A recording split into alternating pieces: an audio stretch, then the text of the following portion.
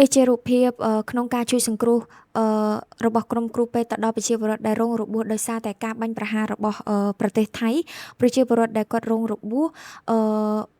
មានចំនួន5 នាក់ឥឡូវកំពុងតែបញ្ជូនទៅខាងមន្ទីរពេទ្យភ្លាមៗដើម្បីទទួលការជួយសង្គ្រោះពីក្រុមគ្រូពេទ្យនៅរសៀលថ្ងៃទី15នៅរសៀលថ្ងៃទី12ខែវិច្ឆិកានេះ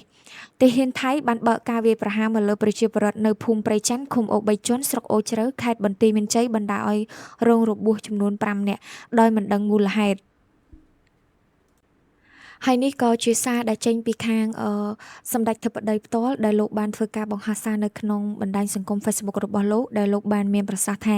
ខ្ញុំសូមផ្ដល់ទាទោសចំពោះការប្រើអំពើហិង្សារបស់ភាគីថៃមកលើប្រជាពលរដ្ឋស៊ីវិលស្រូលត្រង់កម្ពុជានៅភូមិព្រៃច័ន្ទនាថ្ងៃទី12ខែវិច្ឆិកាឆ្នាំ2025នេះដែលបណ្ដាលឲ្យប្រជាពលរដ្ឋស៊ីវិលស្លូតត្រង់កម្ពុជារងរបួស3 នាក់និងស្លាប់បាត់បង់ជីវិតម្នាក់ឥឡូវមកដល់ស្មើនេះគឺប្រជាពលរដ្ឋរបស់យើងគាត់បានបាត់បង់ជីវិតម្នាក់ហើយទង្វើនេះគឺផ្ទុយទៅនឹងស្មារតីមនុស្សធម៌ក៏ដូចជាការឯកភាពភាគីគ្នាកន្លងមកក្នុងការដោះស្រាយបញ្ហាព្រំដែនដោយសន្តិវិធីជាពិសេសការឯកភាពឲ្យយុទ្ធនាការគណៈកម្មាធិការចម្រុះព្រំដែនJBC ចុះរវាងនឹងការឈ្មោះបណ្ដោះអាសន្ននឹងត្រូវបានរក្សាស្ថានភាពដើមដដែលរហូតដល់ការវាស់វែងត្រូវបានបញ្ចប់និងរងចាំការសម្រេចចិត្តដោយ JBC ខ្ញុំសូមឲ្យភាគីថៃបញ្ឈប់ជាបន្ទាន់នៅការប្រើប្រាស់កម្លាំងមកលើប្រជាពលរដ្ឋកម្ពុជាស៊ីវិលស្លូតត្រង់កម្ពុជានៅភូមិព្រៃច័ន្ទក៏ដូចជាការប្រើប្រាស់កម្លាំងក្នុងការដោះស្រាយបញ្ហារវាងព្រំដែនកម្ពុជាថៃទាំងពីរផងដែរខ្ញុំសូមឲ្យមានការបើកការស៊ើបអង្កេតដោយឯករាជ្យលើករណីនេះនិងសូមអំពាវនាវឲ្យមានការចូលរួមពីភាគីបរទេសដែលមានជំនាញដើម្បីស្វែងរកការពិតនិងផ្ដល់យុត្តិធម៌ជូនដល់ប្រជាពលរដ្ឋដែលរងគ្រោះដោយសារតែការបាញ់ប្រហារនេះជាមួយគ្នានេះខ្ញុំសូមឲ្យអាជ្ញាធរដែនដីនិងគ្រប់កងកម្លាំងសមត្ថកិច្ចទាំងអស់ចាត់វិធានការជាបន្ទាន់ក្នុងការការពារប្រជាពលរដ្ឋរបស់យើងជាពិសេស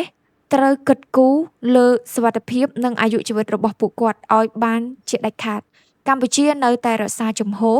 ក្នុងការដោះស្រាយបញ្ហាដោយសន្តិវិធីស្របតាមស្មារតីនៃសេចក្តីថ្លែងការណ៍រួមទីក្រុងកូឡាឡាំពូនៅថ្ងៃទី26ខែតុលាឆ្នាំ2025ដោយឈានទៅដល់ការបញ្ចប់ជម្លោះ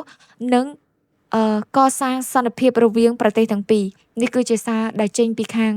សម្ដេចផ្ទាល់ដែលលោកបានធ្វើការបង្ហោះសារនៅក្នុងបណ្ដាញសង្គម Facebook របស់លោកសេចក្តីប្រកាសព័ត៌មានលោកជំទាវឧត្តមសេនីយ៍ឯកម៉ាលីសុជាតាអនុសារីលេខាធិការជាអ្នកថ្នាក់ដឹកនាំក្រសួងការពារជាតិនៃប្រជាណាចក្រកម្ពុជាសូមជម្រាបជូនដល់សាធារណជនអ្នកសារព័ត៌មាននិងអន្តរជាតិឲ្យជ្រាបថាស្ថានភាពនៅតាមបន្ទាត់ព្រំដែនរវាងកម្ពុជាថៃនៅពេលនេះប្រមាណជាងម៉ោង3:50នាទីយោធាថៃបានបើកការបាញ់និងការវាយប្រហារមកលើប្រជាពលរដ្ឋកម្ពុជានៅភូមិព្រៃច័ន្ទឃុំអូ3ជាន់ស្រុកអូជ្រៅខេត្តបន្ទាយមានជ័យដែលយោងតាមសារព័ត៌មានបឋមពីអាជ្ញាធរមូលដ្ឋានករណីនេះបានបង្កឲ្យមានជនស៊ីវិលចំនួន5រូបការបើកការវាយប្រហារនេះបានធ្វើឡើងបន្ទាប់ពីយោធាថៃបានធ្វើសកម្មភាពបង្កហេតុជាច្រើនរាប់មិនអស់ច្រើនថ្ងៃមកហើយក្នុងចេតនាញុះញង់ដើម្បីនាំឲ្យមានផលប៉ះទង្គិចគ្នាក្រសួងការពារជាតិនៃប្រជាណាចក្រកម្ពុជាសូមប្រកាសផ្ដល់ទាទោសយ៉ាងដាច់អហង្ការចំពោះទង្វើអមនុស្សធម៌ដ៏សាហាវឃោរឃៅនេះចំពោះហើយបង្ហាញយ៉ាងច្បាស់ការដែលភាគីថៃបានរំលោភបំពានលើកិច្ចសហការរួមស្ដីពីកិច្ចព្រមព្រៀងសន្តិភាពរវាងកម្ពុជាថៃដែលភាគីទាំងពីរបានចុះហត្ថលេខាកាលពីថ្ងៃទី26ខែតុលាឆ្នាំ2025ដែលចុះហត្ថលេខាដោយនាយករដ្ឋមន្ត្រីនៃប្រជាណាចក្រកម្ពុជានិងថៃក្រោមសាក្សីរបស់ឯកឧត្តម Donald Trump ប្រធានាធិបតីសហរដ្ឋអាមេរិកនិងឯកឧត្តម Anwar Ibrahim នាយរដ្ឋមន្ត្រីម៉ាឡេស៊ីនិងជាប្រធានអាស៊ាន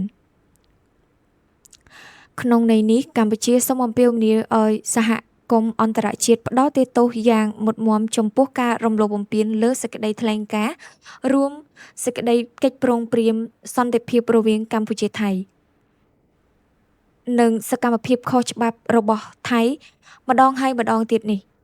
ដោយទាមទារឲ្យថៃទទួលខុសត្រូវទាំងស្រុងចំពោះការរំលោភបំពានដល់កម្រោលនេះកម្ពុជាសូមអំពាវនាវឲ្យថៃបញ្ឈប់រាល់អសកម្មភាពជាបន្ទាន់ដែលគំរាមកំហែងដល់សន្តិភាពនិងស្ថិរភាពក្នុងតំបន់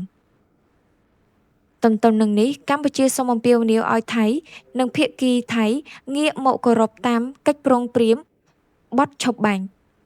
ការរួមស្តីពីកិច្ចព្រមព្រៀងសន្តិភាពនិង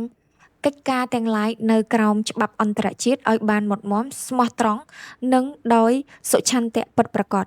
កម្ពុជាបដិញ្ញាចិត្តយ៉ាងមុតមាំក្នុងការគោរពនិងអនុវត្តតាមលក្ខខណ្ឌនៃបទឈប់បាញ់សេចក្តីថ្លែងការណ៍រួមស្តីពីកិច្ចព្រមព្រៀងសន្តិភាពរវាងកម្ពុជាថៃព្រមទាំងកិច្ចព្រមព្រៀងទាំងឡាយដែលភាគីទាំងពីរបានសម្រេចកន្លងមកប្រកបដោយសុឆន្ទៈនិងការទទួលខុសត្រូវខ្ពស់បំផុតកម្ពុជាប្រកាសភ្ជាប់នៅការដោះស្រាយជម្លោះដោយសន្តិវិធីស្របតាមច្បាប់អន្តរជាតិក៏ដូចជាសន្ធិសញ្ញាអនុសញ្ញានិងកិច្ចព្រមព្រៀងដែលមានស្រាប់ហើយប្រឆាំងនឹងការគំរាមកំហែងរបស់និងការប្រើប្រាស់កម្លាំងសម្ដៅនឹងការស្វែងរកដំណោះស្រាយមួយដែលយុត្តិធម៌ត្រឹមត្រូវយូរអង្វែងនិងស្របតាមច្បាប់អន្តរជាតិ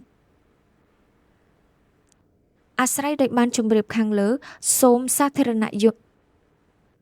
អាស្រ័យដោយការជម្រាបខាងលើសូមសាធារណអាស្រ័យដោយបានជម្រាបខាងលើសូមសាធារណជនអ្នកសារព័ត៌មានជាតិនិងអន្តរជាតិឲ្យបានជ្រាបនៅថ្ងៃពុធ7រោចខែកដឹកឆ្នាំម្សាញ់ពុទ្ធសករាជ2569ត្រូវនឹងថ្ងៃទី12ខែវិច្ឆិកាឆ្នាំ2025